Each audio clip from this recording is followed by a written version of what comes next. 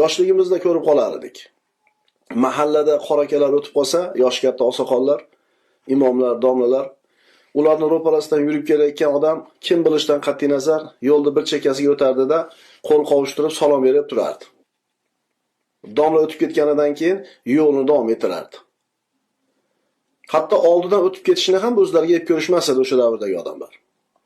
Vaholanki u davrlarda birodarlar sovet tuzumi edi, dinga kengchilik yo'q, diniy ta'lim olish juda ham qiyin. Odamlarni shar'iy ilmlardan uzoq bo'lib ketgan davri. Deyarli hamma namoz o'qimaydi.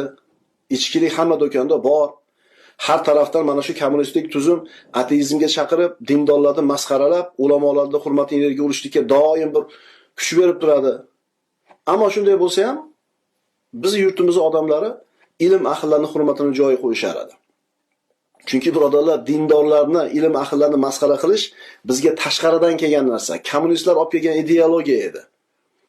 Ilmlilarning hurmatini pastga urish bizning mentalitetimizga, bizning o'zligimizga yot narsa edi. Bu tashqaridan kelgan narsa edi. E'tibor beringlar shunga.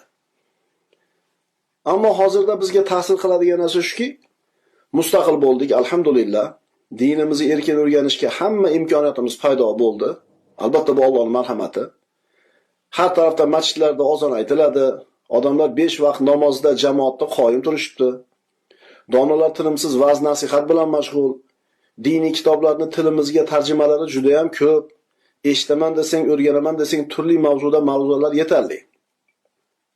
Sovet davridagi odamlarimiz islomiy ilmlardan uzoq bo'lsa ham, ilm ahllarining hurmatini joyiga qo'yishgan edi.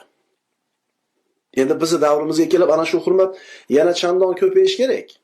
Chunki biz avvalgilar bilmagan diniy bilimlarni o'qidik, ilm ahllarining qadrini ulardan ko'ra ko'proq o'qidik, eshitdik, bildik.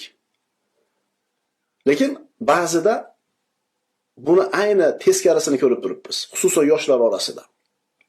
Yosh kattalarimiz ilmli odamni yomonlama, yomon bo'ladi degan oddiy so'zi bilan bu narsadan o'zini ehtiyot qiladi.